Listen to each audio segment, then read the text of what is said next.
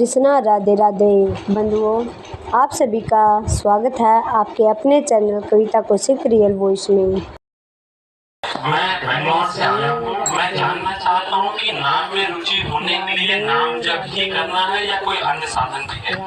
उसमें अन्य उसके उत्साह वर्धन के लिए सबसे प्रधान साधन है सत्संग।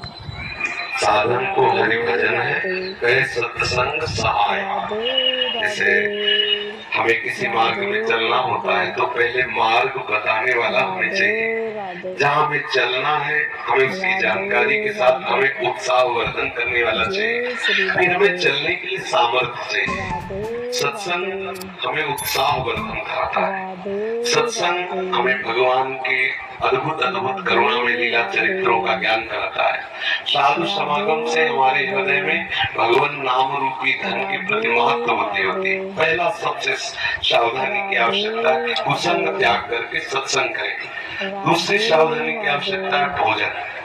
अगर आप यहाँ सत्संग के और गंदे विचार वालों का संग किया, अभिमानी जनों का संग किया, तो इसका रंग नहीं चढ़ेगा, क्योंकि बहुत जन्मों से हम उसी कुसंग में पड़े रहे।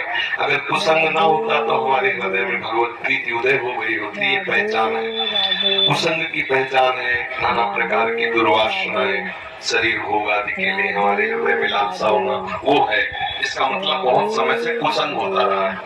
अब कुसंग के संस्कार अधिक होने के कारण सत्संग के संस्कार जब अंदर जाएंगे तो कुसंग को भगाने की चेष्टा करेंगे, और कहीं कुसंग मिल गया तो कुसंग के संस्कार और पुष्ट हो जाएंगे।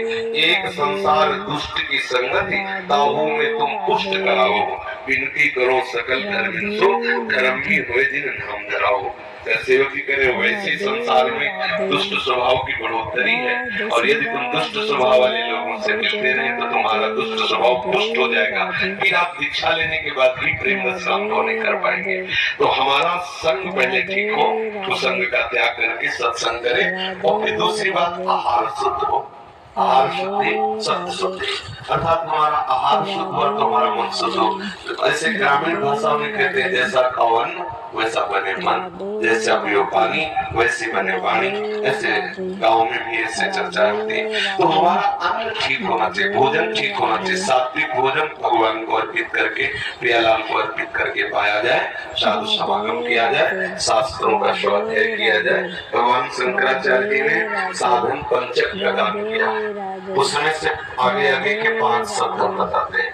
पहला है वेदो नित्यमधीयताम, दूसरा संगा सत्सुविधीयताम, तीसरा है महावाक्यार्थस्य विचारिताम, चौथा क्षुद्र व्याधि चिकित्सिताम, पांचवा एकांते सुखमाश्रिताम, खातो ब्रह्म जिज्ञासा। पहले का तात्पर्य है कि जो भगवत प्राप्ति करना चाहता है उसे शास्त्रों का स्वाध्याय अनिवार्य।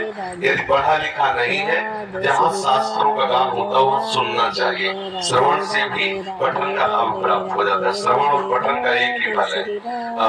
सेवक हरिवंश महाप्रभु ने कहा, श्रवण सुनत तापा करत राधा पदम मुझ सुकुमार। यदि हम प्रियालाल की चर्चा सुनते रहे, वाणी सुनते रहे, तो हमें प्रियालाल के चरणों में प्रेम हो जाए। वेदो नित्यमधीयता, शास्त्रों का हम नित्य स्वाध्याय करें या श्रवण करें। संग सत्सुविधीयता, हम संग करें तो महापुरुषों का संग करें, जिनके संग से हमारे अंदर के विकार मिट जाएं, जिनके संग से प्रभु प्यारे लगने लगे, जिनके संग से हमें संसार के भोग के प्रति एक बुद्धि हो जाए, ऐसे संतों का हम संग करें। और महावाक्यार्थस्य विचारिता, जो महापुरुषों ने अनुभव किया है, वो जो वचन बोलते हैं, वैसे यहाँ महावाक्य का तात्पर्य तो अहम ब्रह्मास्मादि से है, लेकिन हम उसको इस रूप में लेते हैं कि जो संत महापुरुषों ने जीवन में अनुभव करके और वो शास्त्रों का सार वाक्य बोलते हैं, विचारिता वाक्यार्थस्य विचारिता, हम उनके वाक्यों के अर्थ का विचार करें। जो संत जन कहते हैं उस विचार में डूबे, उसे आचरण में उतारे। फिर बात करें क्षुद्र व्याधि चिकित्सिता, क्षुधा रूपी व्याधि की चिकित्सा करें। देखो कैसी बात है, चिकित्सा औषधि रूप में होती है, भिक्षाटन औषधम। यदि वैरागी है तो भिक्षा कर, और गृहस्थी है तो सत धर्म से कमाए हुए धन के द्वारा भगवद अर्पित करके अतिथि साधु सेवा करके भी अपने उदर का पोषण करें।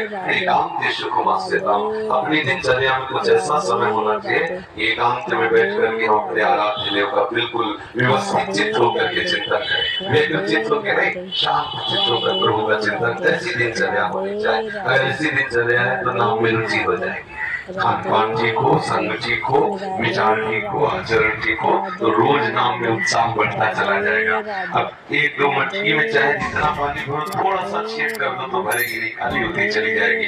ऐसे ही अगर थोड़े से गंदे आचरण, थोड़ा सा असाधन, तो हम नाम जब करते हो भरता नहीं है नाम का भाव, वो धीरे धीरे निकलता रहता है। बहुत समय व्यतीत हो जाता है कि हमें अश्रद्धा होने लगती है कि यार नाम जपने से कुछ लाभ तो मिला नहीं, अभी वही विकार बने हैं, अभी वही वासना है। सुनते थे नाम में आनंद मिलता है, लेकिन आनंद तो मिला नहीं। नाम आनंद में है, और उसके साथ जो मैं परहेज कर रहा है वो हम कर जाए तो बहुत जल्दी लाभ प्राप्त हो जाएगा। धीरे धीरे धीरे धीरे नाम का प्रभाव ऐसा चढ़ेगा कि जिब्या को कुछ अच्छा ही नहीं लगेगा। ये जो सतरस आदि व्यंजन है बिल्कुल अच्छा नहीं लगेगा। देखो जिसको सांप काटता है ना गाँव में, उसे नीम की पत्ती खाई जाती है, पहचान करने की जहर चढ़ गया कि नहीं, पूछा जाता है कैसा लगा, उसने कहा कड़वी, तो बोले सांप जहरीला नहीं था क्योंकि जहर नहीं चढ़ा। और अगर उसने बोला कि नीम की पत्ती मीठी, तो बोले बस सांप का जहर चढ़ गया। संसार कैसा, तो खा ले हम, बोले नहीं मुझे सुखी सुख नहीं लग रहा, बोले जहर चढ़ गया। ये काल रूपी सर्प का जहर चढ़ गया क्योंकि विषय मुझे जो दुख देने वाले वो सुख में लग रहे हैं। अब झाड़ने फूकने वाले अपना मंत्र शुरू कर देते हैं, सब तो आत्मा है झाड़ने फूकने वाले, उपदेश दे के मंत्र दे करके उसके विष को उतारते हैं। और जब तक वो विष नहीं उतरता तब तक उसे नीम मीठी लगती है। जब तक हमें संसार के भोग अच्छे लगने लगे, अच्छे लग रहे हैं, तो समझ लो भी जहर उतर नहीं रहा है। बराबर मंत्र जाप करते रहो, बराबर सत्संग करते रहो, और जहां जहर उतरा तो राधा नाम सुधार समवसी तुम जीवहास में पियो, आंखों से आंसू आएंगे, जिह्वा से नाम निकलेगा, रोम रोम खड़ा हो जाएगा। ऐसा नाम महासुखमय है, पर हम अभ्यास करते रहे। जिन संतों को स्वाद मिला नाच नाच करके जगत को पावन कर दिया हरि यश गा करके, इसलिए नाम जाप को चाहिए कि भोजन और